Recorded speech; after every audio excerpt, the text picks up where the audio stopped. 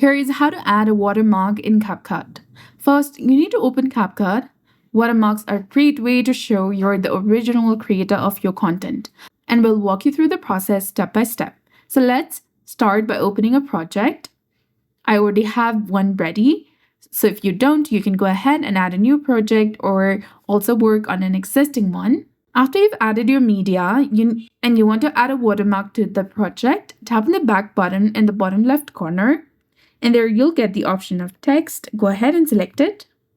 Now select Add Text option. And in the text box, type in your desired watermark text.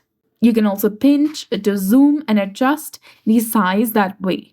To make the watermark more transparent, lower the opacity. So go to Style section, that is between Fonts and Effect. Lower or higher the opacity according to your preference.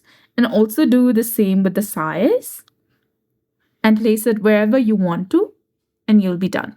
So that's it. I hope you found this video helpful. If you did, please like, share, and subscribe. Thanks for watching. We'll see you again in the next one.